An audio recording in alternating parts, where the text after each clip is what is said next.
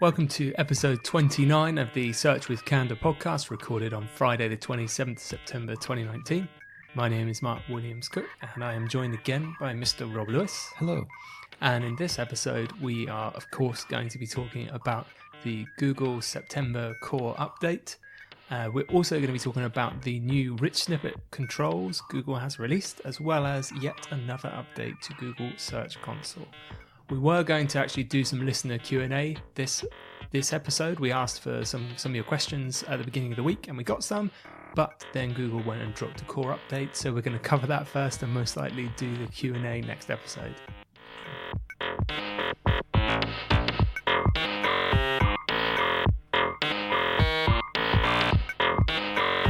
Well, here we are again, Rob. Yes, episode 29B. 29B. So we've already recorded this episode, and there was a catastrophic failure of Audacity being able to save.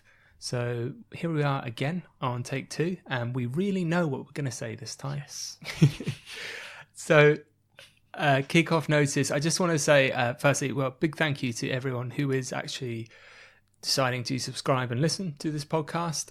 I mentioned on kind of social media the other day, we had an inquiry come through to us for someone looking for some PPC, and they actually mentioned, hey, we listened to the podcast and it was one of the factors that pushed us over the line to come speak to you, which was great because I didn't actually expect it to have that kind of impact. I'm well aware, because it was PPC, Rob, it was probably things you've been talking about and not me. Happy to help. Before I let that go to my head. But someone else did kind of comment and say they tested out the podcast they were doing like a session at their work where they were getting people to listen together to podcasts at lunch as like an education thing. And Search with Candour was the only one that everyone unanimously liked, which was really cool to hear. I'm well aware there are probably people that don't like it as well. But either way, I would love to have your feedback. You can get to us on social media or just email me directly at mark@withcandour.co.uk. And if you think of something you want to hear more of, let us know. Or if you think something could do with improving, i.e. you think it's rubbish, let us know as well, because both sides are really, really helpful. Cool. So the first thing I want to cover today is the Google rich snippet kind of control update. And this was a blog post that they put live on, again, their Google Webmaster blog, which I'll link to in the show notes. The show notes are at search.withcandour.co.uk. That will get you to basically all of the episodes. And if you can go into any of them, we'll have the show notes, links, and transcriptions. So a word on transcriptions as well. The person who helped me, well, it's unfair to say helped. He was just doing them with the transcripts. Ayush has followed the Gold Brick Road to London, so he's no longer with us doing these transcriptions, which makes me very sad. I haven't had time to do them myself. I know there's other options available. So, I mean, the way we were actually doing them was using some of YouTube's auto captioning to get it started, and then rewriting them to be a bit more helpful and include images and stuff like that. I don't have time to do that at the moment. It will happen again soon. I'm aware there's a little bit of a backlog. I didn't actually think that many people were using the transcriptions, and I've had 3 people contact me about the last episode saying, yo, where are the transcriptions? So that really surprised me. So the transcriptions will come back. I'm aware there are services like Rev where they're super cheap. You can pay I think it's like $1 a minute for human done transcriptions, but they're not the same because they're not organized in the way we did it. And I just think if we're going to do it, we should do it well. Anyway, I went off on a tangent there. So the first thing I want to talk about is the Google rich snippet control update, which they posted an announcement for on their blog on Tuesday. So it's the 24th. It'll be last week when this podcast goes out. And this feature isn't live yet. Google said this is going live in mid to late October. So we've actually got about a month to implement this if you so wish. So what it actually does, so sometimes I go through the Google announcement with you and pick it apart. It's quite a long post in my opinion that doesn't say too much. So I'm just going to hopefully give you a helpful summary of it. So what this feature does is it allows you to control how your rich snippet data is displayed in Google search. So rich snippet data is when Google is kindly taking a part of somebody's website, their website content, and putting it directly into the search result. So this is part of their multifaceted quest to become a answers engine where they're just answering your question, your intent immediately in search. So we've actually always had the option for quite a long while now to just opt out of having your websites give rich snippet results using the no snippet tag. But what this update does is it gives an extra use to the no snippet tag, a more specific use, and there's some extra tags you can use as well. So you get this more granular control. So I'll go through them. So Google's given us a max snippet and then you specify a number.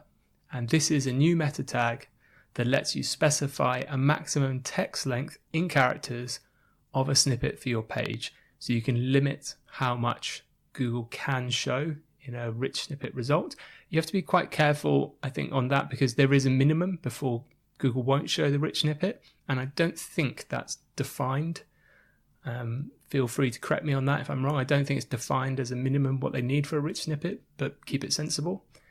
They've also given us max video preview. Again, you specify a number for this, and that number is the seconds of the maximum duration of an animated video preview. So if you've got a video, you can say, okay, I've got this really great, it's 1 minute 20 video, but I only want you to show up to 30 seconds of it.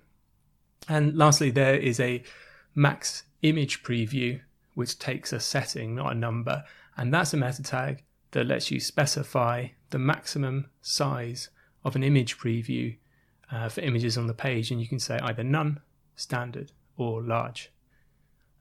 Being slightly cynical, I'm not sure this is kind of something webmasters have been chewing at the bit to get hold of.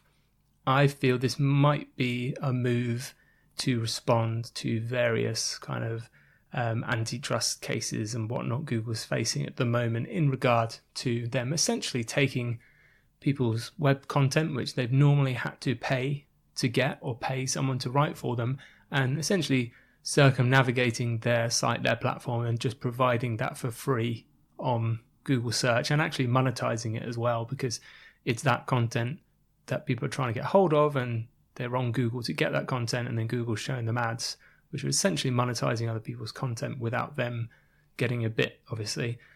So they have positioned themselves in a win-win in that they can say, well, if you don't want us taking your content, you can opt out, and actually you can control it at quite a granular level. But for those people who do want to do that, the option is there. And of course, the argument is that always kind of circular comes around with this is that it is what users want, in that people want their answer as quickly as possible, as frictionless as possible. So they will always, users are never going to be like, oh, I wish I had to click on that site to get the answer. And if you don't want to provide that answer in the SERP, someone else will. There is another change they've given us with the no snippet becoming an HTML attribute now. So before you could opt out completely with no snippet, but they've got a new HTML attribute, which means you can actually specify specific parts of your page or content that you don't want to appear as a rich snippet, which is quite useful. So they've given an example in the docs where they just want one particular part of a sentence not to appear in the snippet. Now, I was trying to think of some use cases for this before I came and recorded the podcast, and one that occurred to me that I think we'll probably see happen, just because I know how SEO people's minds operate, is I would guess that some people are going to use this kind of inline data no snippet to maybe prevent people from getting the precise answer they need in the rich snippet. So when Google shows the result, you can kind of snip off the end bit, the actual kind of bit of information that completes the puzzle. So they have to click on the rich snippet result to get to the page to read that. Now, I'm not suggesting, firstly, that's speculation, but I'm sure someone will do it. Secondly, I'm not suggesting that's a good idea. I think what will happen is Google obviously has a way to measure what they think is a useful rich snippet or not. So they'll be looking at things like if people actually need to click on it, if they're clicking on other results because they're not getting the answer they need, or whether they're doing the search, reading the answer, and then from the next searches, you can ascertain that they were probably satisfied with the information they got in that snippet. If you believe that to be true, which I think makes a lot of sense, and there's evidence for that, the logical step is that if you purposely make your snippet less useful, that it's highly likely Google will replace it with someone else's snippet. Are you suggesting that people sometimes manipulate Google for their own ends, Mark? Is that what you're suggesting? Something like that. Okay. So I would hope so. I actually have a golden rule for SEO, which I discuss with many clients, which is that, in my opinion, if you're doing SEO correctly, there is absolutely nothing you should do that detracts from the user experience. So that strategy, to me, I would never recommend it, because to me, that detracts from the user experience. And yes, while I kind of just mentioned, you may get more clicks in the short term, my view would be in the long term, you would lose that snippet. And then you would be in a worse position than when you started, because you may have been getting some before, people that wanted more detail, people would be being exposed to your brand, providing that answer. The rich snippet likely would have been used, can be used by other, devices like intelligent personal assistants. So they can say, this is the answer, it came from here. So if you make it less useful, you're going to lose all of that. So, manipulating is an interesting choice in words. That's why it's called SEO optimizing and not SEM manipulating, I guess. Another interesting thing about this new feature is Google is treating it as a directive, not a hint. So Google tends to classify things like this, where you can, as a webmaster, specify things as directives or hints. Directives are generally things they just obey, and hints are things they take under consideration but may ignore. So, for instance, the canonical tag, where you can specify to Google that this page is just like pretty much the same, page B is pretty much the same as page A, so kind of ignore it. Google says, fine, thanks for letting us know that, but we're going to analyze both those pages, we're going to look at our own signals, and we're going to come to our own conclusion as to whether we take that on board and action it or not. So this is actually a directive. So it's kind of as you'd expect. Again, it's your content. If you don't want it shown as rich snippets, that's your prerogative. Bear in mind as well, when we talk about rich snippets, they are very separate from normal, what we call organic results. So rich snippets we generally refer to as position 0. So they're the featured boxes at the top of the result most of the time. And the organic results are kind of the fast fading 1 to 10 blue links. They are quite separate systems, it seems, in that if you did decide to opt out of having featured snippets, this isn't going to affect your normal organic ranking. Although obviously you may get less traffic because you're not featured at the top. They're not things that seem to be connected in any particular way. As far as we know as well, and as far as I know, again, happy to be corrected if anyone knows different, this new feature isn't currently supported by any other search engine, so Bing isn't supporting it at the minute. It seems to be Google has come up with and is the only one offering support for these tags. In terms of implementation, I will link to the developer docs in the show notes at search.withcandour.co.uk, but for the tags we mentioned, so the image preview, video preview, and max snippets, you can deliver them. You can actually deliver them through the XRobots header. That may not mean anything to you. Maybe more familiar with the on-page meta tags, which can be used, so the meta robots, and that means we can inject them in the normal ways we do that, whether it's hard-coded into the page or whether you want to use something like Google Tag Manager. You can put them on with JavaScript Although again, as we've talked about before, if you do start adding these directives in with JavaScript, it means that Google needs to process the JavaScript before they'll be seen and therefore obeyed. And we've done experiments before where we've seen it can take over 3 weeks from when a page gets indexed until Google finally gets around to processing the JavaScript, because that's resource intensive for them. So if possible, if you're going to use them as meta tags, just put them directly on the page. So that's going live, as we said, mid to late October. So you've got 3, 4, 5 weeks to prepare for that now. So 4 weeks now.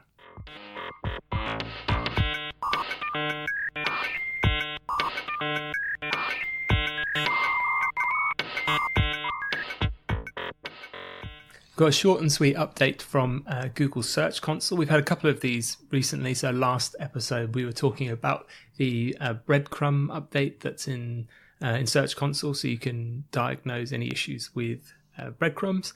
And they did a blog post again on the Google Webmaster blog that has announced fresher data in your site's search performance report. And unsurprisingly, Google said that this is the user's number one feature request, which was improved data freshness.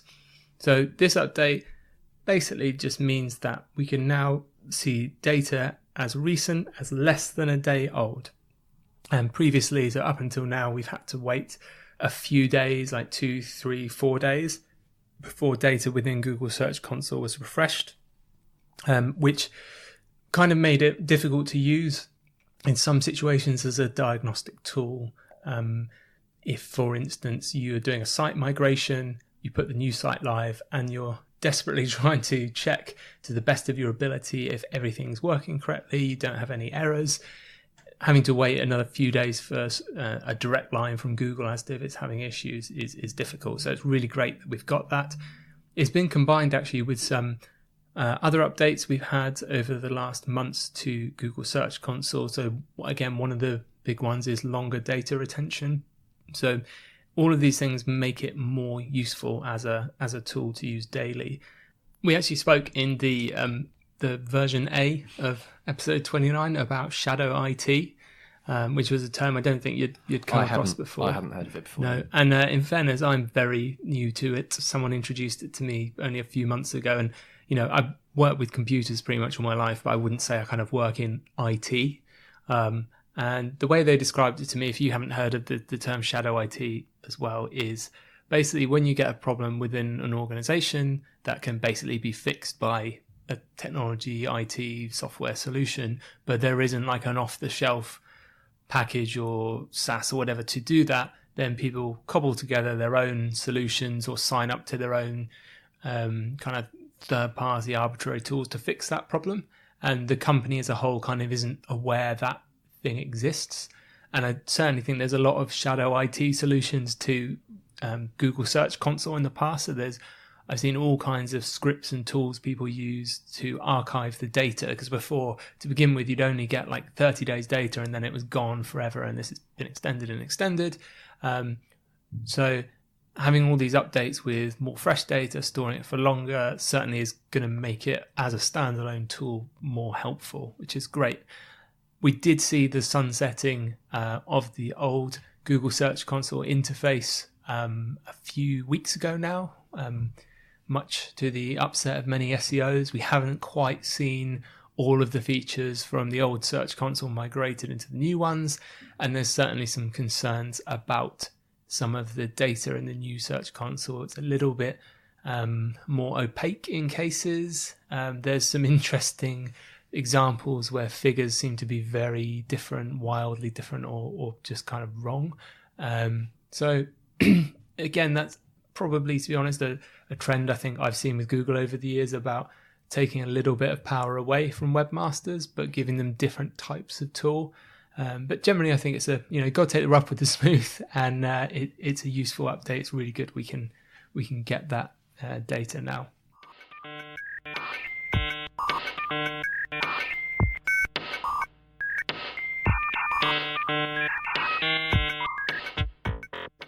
And of course, we are going to talk about the Google September core update. I'm kind of disappointed now that we've got this naming convention. So before, the earliest kind of Google updates I remember were called stuff like Florida and Big Daddy and things like this. And then we've been through some animal names. We obviously had, everyone knows pretty much about penguin and panda and hummingbird and stuff like this. And we seem to be settled now on these very dry names. So the official announcement of the September core update, and I do appreciate Google giving us these updates.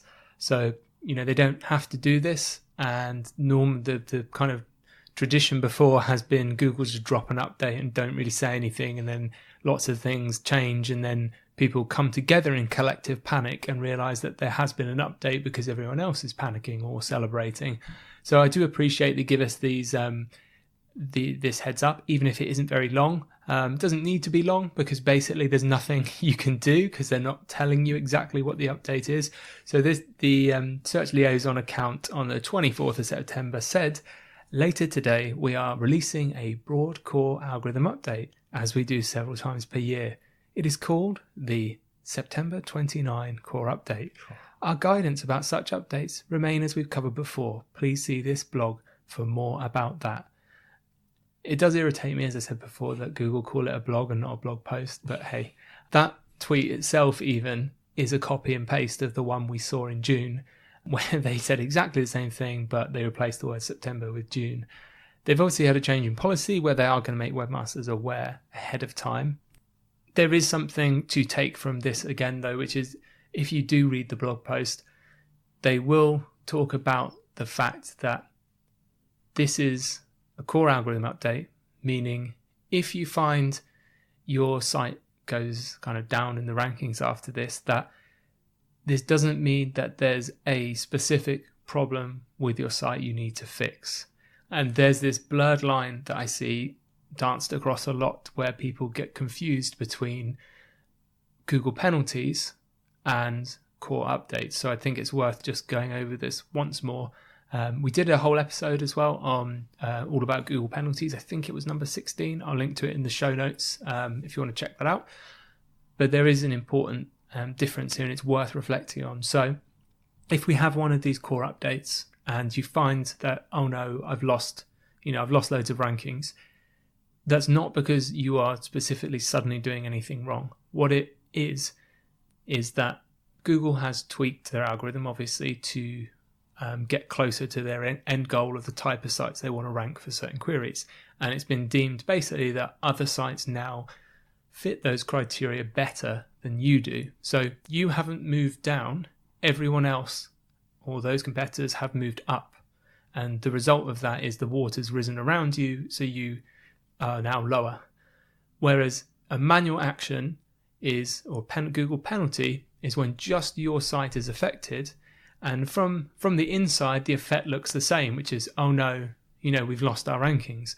But the kind of paradigm is completely different because no other sites were affected. If you get a manual penalty, that's specifically targeted at your site and you have been demoted. Everyone else has stayed the same. Whereas a core update applies to everyone. So it's everyone else going up, or at least more people going up around you than down. So the impact is still the same. So I really think it's worth thinking about that, because I've seen lots of people after these updates be like, oh no, we've lost rankings. What is it we need to fix? We need to do an audit. What is it we can fix? And generally the answer is there isn't one specific thing you need to fix. It's you need to look at what your competitors are doing differently. Why are they ranking better? Look at the things like the Google Search Quality Guidelines and just have a think about what they're doing, because the likelihood is there's going to be a whole roadmap of stuff you need to improve over time.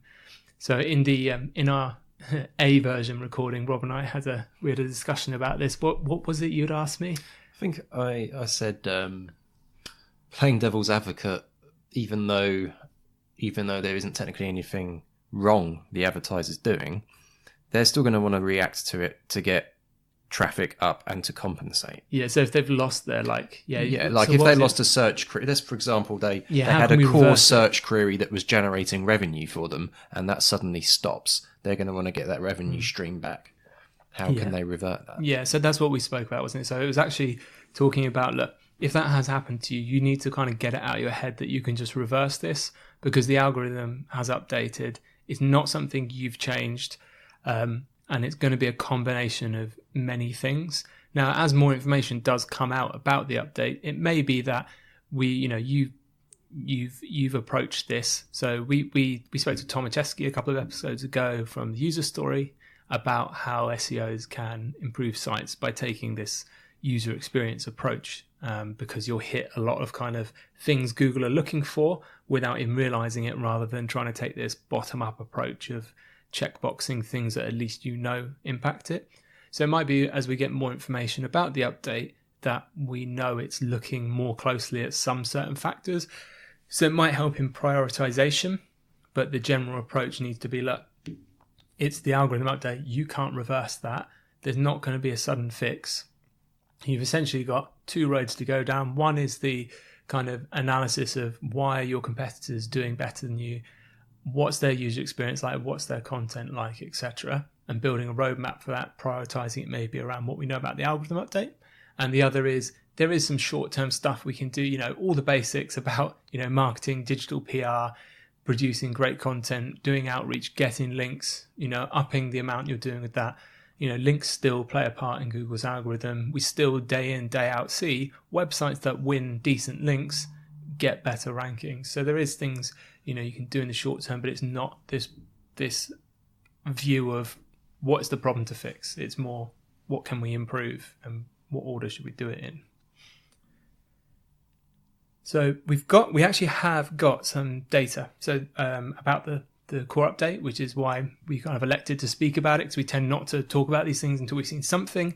And Systrix so I spoke to Systrix yesterday, and they said they were putting a blog post out this morning, which they have about the update. I really like what Systrix is doing at the minute. They've been really on the ball with interacting with the community and sharing their data on these updates. So as usual, they've published like a winners and losers list, so we can see which sites have really gained from this update and which sites have lost out. Interestingly, overall, like we saw back in June, it looks like primarily health and news sites have been affected, which to me says it's likely to be like a tweak of this core update they did in June. And another reason to think that is in June, we spoke about the Daily Mail site, much to some people's glee, had lost, I think it was like 50% of their organic traffic overnight. Oh no. And about 90% of the Discover traffic. And it turned out that it was actually their SEO director on the Google help forums trying to get to the bottom of it. There was no help available, and all the tools make it look like they've just kind of slogged out this traffic loss. So they have actually been a big winner in this update. It looks like their traffic's bounced back, it's doubled. So they seem to be back in where they believe they should be. Other sites, as I said, have been, so that's one reason actually why I think it might be a tweak of the old core update, or the old, I say it's old, it's only June, but the previous core update. The other winners and losers on the Systrix list were quite interesting. So they listed 3 health sites and 2 on the losers list, which were verywellhealth.com and organicfacts.net. Now, so Rob smiled when I read out these domains, because probably like me, when you see domains like that and you're a heavy web user, you kind of get a sixth sense for the quality of the site you're going to go to based sometimes on the domain name. I'm surprised it wasn't a .biz extension, to be honest. So I had a look at these sites, and actually, to be blunt, very sorry, Verywell Health and Organic Facts, they didn't look great to me. And they're health sites, and health sites fall under what Google call your money or your life category of sites, which is a categorization of sites where it's very important that the information is correct or actual harm can be caused. So there's kind of a different level of kind of vetting, if you like, or scrutiny, I should say, on those types of sites, because it is obviously important. If you're Googling something and it gives you a terrible result, and it's telling you to do something, medical that can cause you harm, Google needs to, keep an eye on that. So when I looked at these sites, they didn't look terrible by any means, but they certainly didn't look what I would expect to see from a high quality site in the medical area. So I was like, okay, maybe they've done a good job here, because certainly in the June update, I was looking at the lists of medical sites that had big losses, and when I was going through them, I was just like, yeah, good, because some of these are really bad sites, and it's not true essentially what's in some of them. So I was like, they're doing a good job. So, and then I looked at the winner, one of the winners, which was patient.info. And obviously .info TLD makes the hair on your neck stand up. So I looked at it, and to be fair, it looks really similar to the loser organicfacts.net in terms of it, to me, looks like a pretty off-the-shelf blog kind of template site. The categories and everything look like they've been designed primarily with search in mind rather than the user. Like, it's not a bad site again, but it didn't look, it didn't look massively different at first glance, at least to one of the losers. And one thing I made as an observation, and I'm not suggesting this is correlated, it was just an observation. Obviously, I can't use my sample set of 3 here, but the two loser sites, Very Well Health and Organic Facts, when I looked at them, both of those had affiliate links on them. And they were very upfront about it, in fairness. They had a page explaining that they received commission for some of the links and here's how it worked. But the patient.info, which was the site that saw the big increase, didn't have affiliate links. They did have advertising, which is arguably the same thing. Arguably not as well. But they didn't seem, at least on the look I took, to have affiliate links. And that just gave me some food for thought around, again, the category of your money, your life sites, health sites, users being able to trust content, trust recommendations when the webmaster or the person producing the content is obviously getting commission for selling products or services. The other thing of note in the Systrix summaries of their blog post, and again, I'll link to the Systrix blog post in the show notes at search.withcandour.co.uk, was they tailed it off with, in Germany and Spain, we've also seen some examples from the travel industry, so travel type websites. So it'll be interesting, again, as this folds out, because we're still really early on. We tend, with these algorithm updates, to see big sites get impacted first, because they have much bigger footprints in the kind of link graph. So a lot of this stuff does have some, normally there's some overlap with how link profiles are analyzed. So we tend to see this effect on big sites first, and then it trickles its way down across the web. So it's only been 3 days. So it'll be really interesting maybe next week to catch up, see what new data has come out. But again, like the kind of last podcast we did on this, there's not a massive amount you can do right now, so just hold still. When we were actually when I was thinking about and researching this the data on this update, I was thinking, oh, you're quite lucky, Rob, because you don't kind of have to deal with algorithm updates. But then I remembered we did have a conversation a few weeks ago about you dealing with kind of like behind the scenes Google Ads updates, like algorithm updates, how Google Ads is working. Yeah, it's very difficult to explain. But when you've been working with Google AdWords for so long, you see things that used to work in the background no longer working. And I'm not talking about changes to the interface or changes to the behavior of website traffic. I'm talking about things that you used to do within the interface itself in order to generate impressions or clicks, no longer working at all. So you have to stop doing that entirely because it literally doesn't generate a single impression. So for example, about 7 or 8 years ago, it used to be good practice to add really long tail niche keywords to target because they would be low traffic but high conversion. And all of a sudden, those types of keywords you'd no longer be able to add to the account because Google would put a block on showing ads unless there's a significant volume of people searching for them. So that things like that suddenly overnight would stop working. So you think all of these long tail niche campaigns stop generating impressions entirely. So you'd have to trial a different tactic to capture the long tail searches. That's just one example.